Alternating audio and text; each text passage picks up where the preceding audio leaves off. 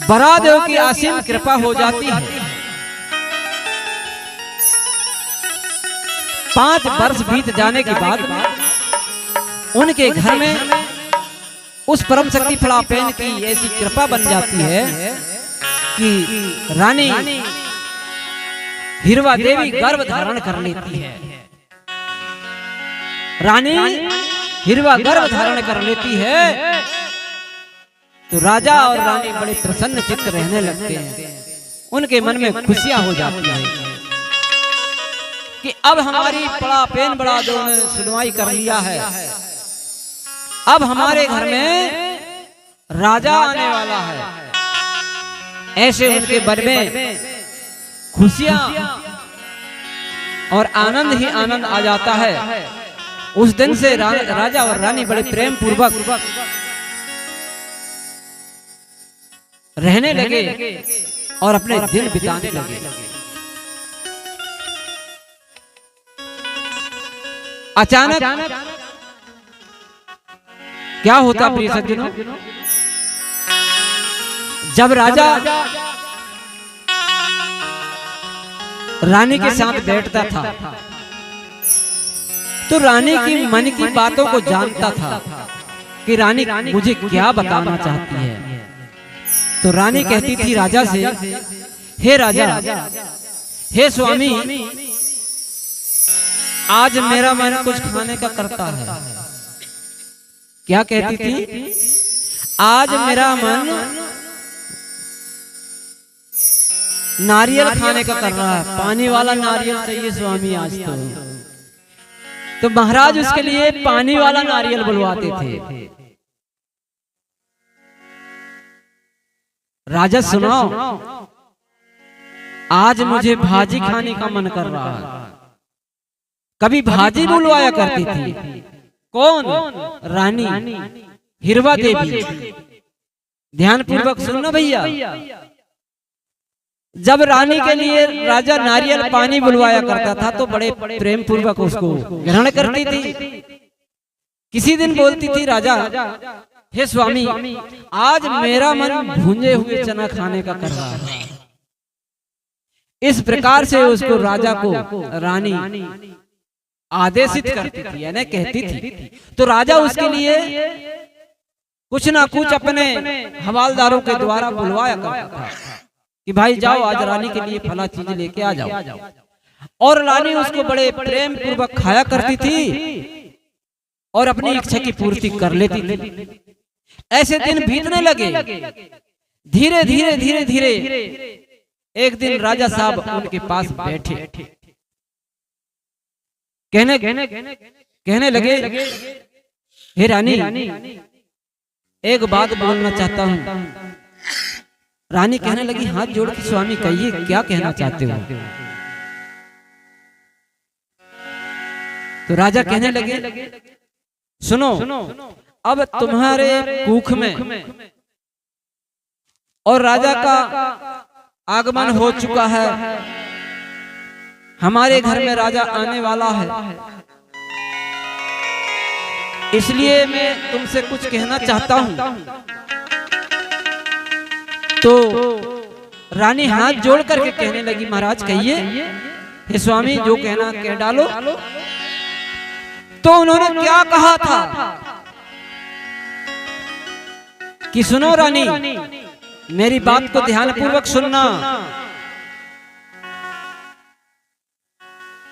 भाई लोगों का ध्यान नहीं लग रहा है और भाई लोगों के लिए एक कथा आई है।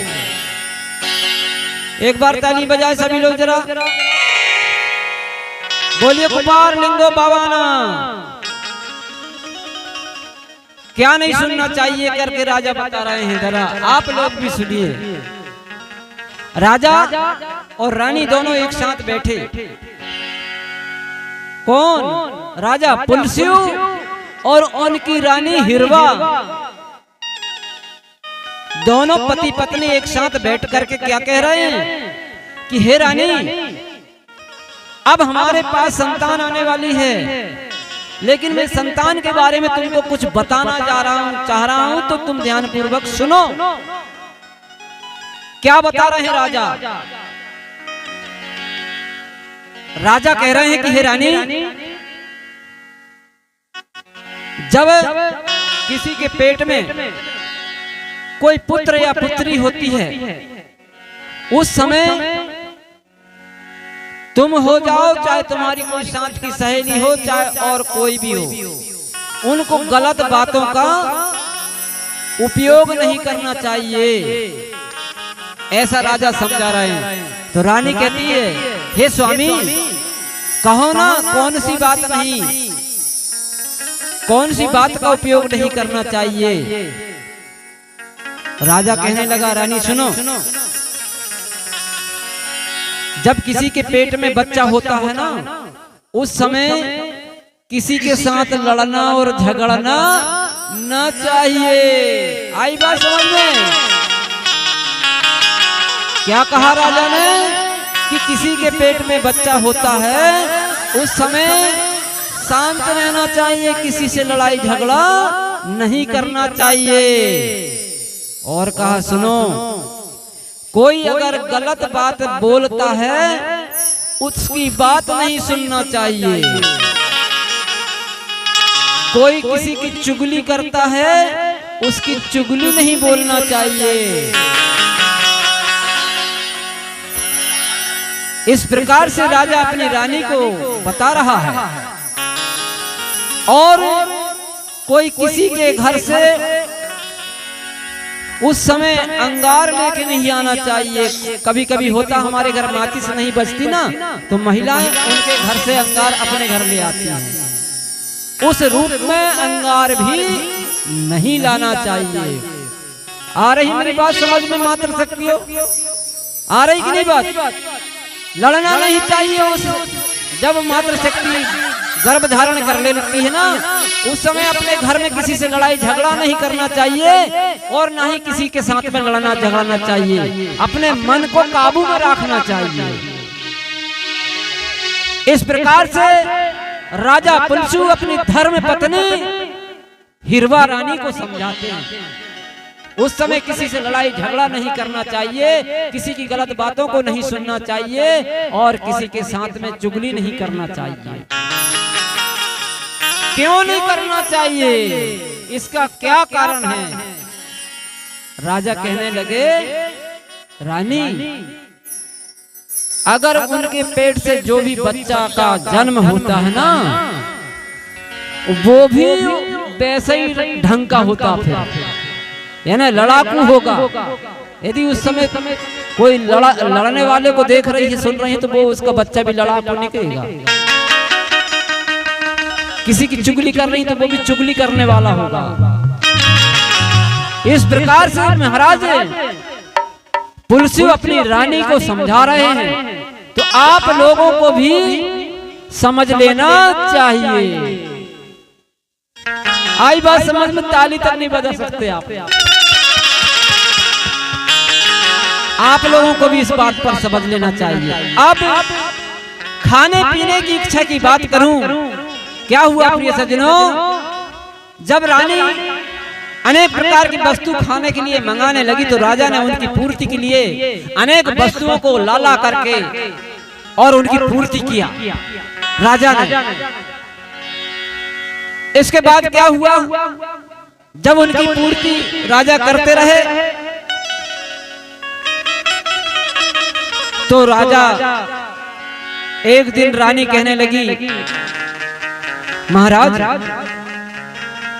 मैंने सब कुछ खाया, लेकिन मेरी जो मन की आस है ना, वो आज भी कुछ फल वगैरह खाने की इच्छा करती। तो राजा ने कहा, रानी तुम्हारे लिए मैंने भाजी मंगाया, तुम्हारे लिए फल बुलवा दिया, अब क्या खाने की इच्छा है? इनकी इच्छा की पूर्ति नहीं होती। तो रानी ने कहा, महाराज मैं और कुछ खाना चाहती हूँ। तो राजा बड़े मन में विचार करने लगे। क्या विचार करने लगे राजा कि रानी के लिए मैंने सब कुछ बुलाया, रानी कहती है कि मेरा और कुछ मन खाने का है, तो क्या खाने का मन है भाई? इस प्रकार से राजा अपने मन में विचार कर रहे हैं और सोच रहे हैं।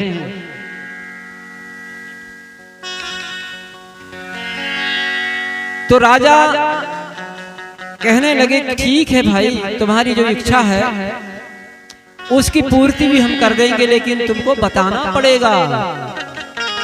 तब रानी ने उनके विचार को राजा से बताया। क्या बताया कि राजा क्या चाहिए उन्हें। तो रानी ने उनसे कहा, ऐसे ही जो हमारी जो प्रकृति का दोष होता है वो उन माताओं का नहीं रहता। दोष किसका होता है? प्राकृतिक दोष कहलाता है, जिसके कारण महिला अनेक प्रकार की गर्भ अवस्था में अनेक वस्तुओं को खाने का मन बनाती है कि नहीं? महिलाएं बनाती है ना? होता कि नहीं मन खाने का? कभी भाजी खाने का, कभी फुटाने खाने का। अरे शर्म की बात नहीं है, गोल्डी धर्म की बात है। कितनी महिलाओं को पता है ऐसी बात? ऊंचा हाथ करके दिखाओ जरा। होती ना? ऊंचा हाथ करके दिखाना चाहिए। गोल्डी धर्म की बात संस्कृति है, होती है। चाहे वो कोई भी धर्म संस्कृति के लोग हो, सभी महिलाओं का मन करता। और कोई महिलाओं को अगर उनकी मन की चीज नहीं मिलती ना, तो मैंने देखा हूँ चूल्हे की राख खा लेती है, खाती है, खा लेती है। नहीं तो वो दीवार में पोतने वाली जो चाक मिट्टी होती है उसको भी खाती है। खाती है कि नहीं? ताली बजाओ तो एक बार। ये प्रकृति का दोष होता है, क्योंकि जो गर्भ में शिशु होता है ना, उसको कैल्शियम की कमी रहती है, इसलिए वो मांग करता है अनेक प्रकार की वस्तु खाने के लिए। और माता जब उसको खाती तो उसकी पूर्ति होने लगती है। जब भोजन ही नहीं करेगी तो उसको कहां से ऊर्जा मिलेगी? बात सही कि नहीं भाइयों? ये लोग ताली नहीं बजाएंगे, आप लोग ताली बजाओ। अब ऐसी व्यवस्था आप लोग भी अपने घर में करते होंगे। जब आपके घर में कोई महिला गर्भ धारण करती है तो वो भी अनेक प्रकार की वस्तु खाने को मांगती है। कोई तो महिलाएं अनेक प्रकार की वस्तु खाती है। इस प्रकार से एक प्रकृति का दोष होता है। उसी प्रकार रानी हिरवा भी अपने राजा और उनसे बात करती कि महाराज, हे स्वामी, मुझे ऐसी फल खाने की इच्छा हो रही। तो एक दिन बैठे दोनों और फिर रानी कहने लगी, क्या कहती है? अरे एक दिन बैठे थे दो प्राणी, एक दिन बैठे तेरे दो प्राणी,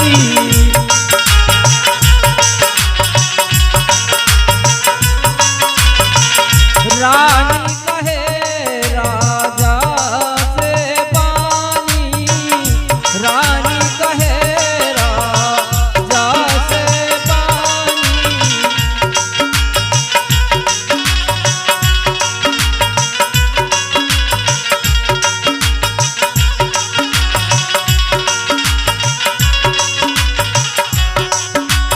स्वामी के बचन बिचारी उमर फल खाऊं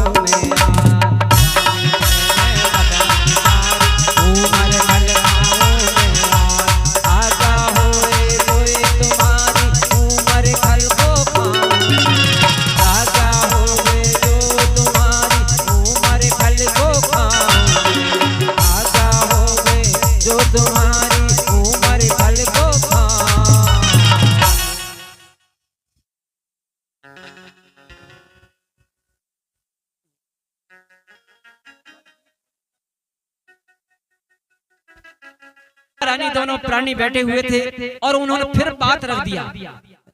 हिरवा देवी ने अपने महाराज अपने स्वामी के सामने फिर बात रख दिया। कहने लगी, हे स्वामी, मैंने एक बात विचारी है, अगर आपकी आज्ञा हो तो मैं आपसे कहती हूँ। राजा कहने लगे, कहिए रानी, क्या कहना है आपका? तो उन्होंने कहा था, क्या कहा था कि हे गुरु, हे पति परमेश्वर, आप मेरे गुरु भी हैं, आप मेरे स्वामी भी हैं, आप मेरे पति परमेश्वर हैं, आप मेरे सब कुछ हैं।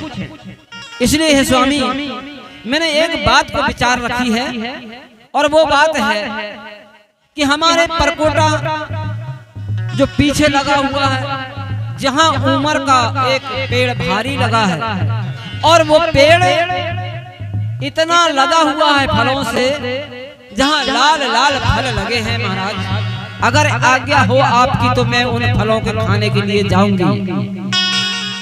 इस प्रकार से रानी अपने स्वामी राजा पुलसू से कहती है। क्या कर देते हो आप साउंड? बिचारी फिर रानी ने के इतने बिचारी फल खाने की करी तैयारी। फिर रानी ने के इतने बिचारी फल खाने की करी तैयारी।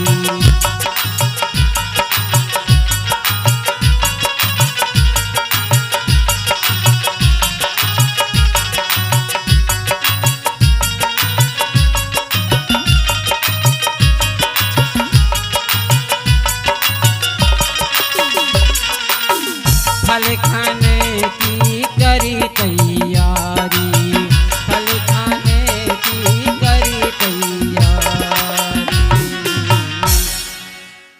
फिर रानी ने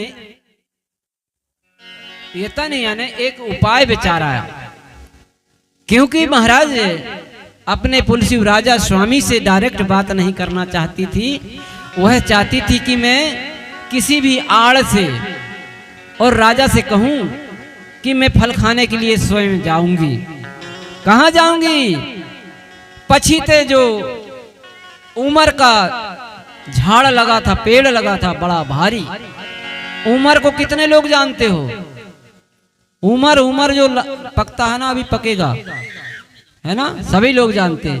कहीं कहीं नहीं जानते, उसको उमर को गूलर कहते हैं, इसलिए पूछना पड़ता है। ठीक है, सब लोग जानते हैं। ताली बजाइए एक बार। और उस उमर को बताया गया है कि उसमें इतना बड़ा आज भी सत्य है। कितने लोगों ने उमर खाया है? खाए हो आप लोगों ने उमर? हाँ, कहा गया है कि उमर फोड़ के पंख नहीं उड़ना चाहिए। अगर आप उमर को फोड़ेंगे ना तो उसको अंदर बहुत से जीव रहते हैं, पंखे वाले, नीले नीले कलर के, और वो जब उससे उड़ जाएंगे तो उसका स्वाद भी खत्म हो जाता। कितना बड़ा सत्य फल है वो, है कि नहीं? आज भी उमर के फल खाए हो, लेकिन फूल देखे किसी ने? उमर के फूल देखे हो? नहीं देखे हो भाई। उमर के फूल देखे आप? देखे हो? बड़े किस्मत वाले हैं आप तो। फिर कैसे होते हैं फूल? ऐसा क्या? चलो भैया, इन उमर को फूल देख लाए भैया जी ने, बहुत अच्छी बात है। जिसको अगर उमर का फूल मिल जाता है बोलते तो वो तो बहुत बड़ा किस्मत वाला हो जाता। ऐसा हमारा लोगों के द्वारा किंवदंतियों में हम सुनते हैं।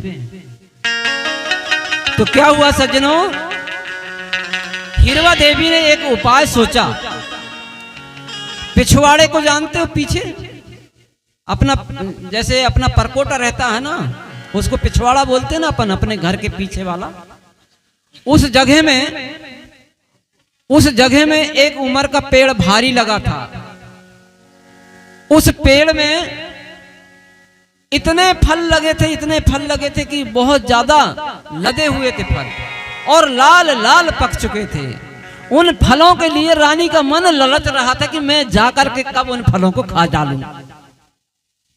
अब रानी ने सोचा कि राजा से मैंने पूछ लिया है, तो राजा ने आज्ञा दे दिया कि हे रानी, अगर तुम्हारा विचार है तो एक सहेली को साथ ले जाना और चली जाना। रानी ने सोचा, अरे कहां की सहेली और कहां की कौन, मेरे घर में तो एक मिट्ठू पाल रखी हूं मैंने, मैं वो मिट्ठू लेके चली जाती हूं।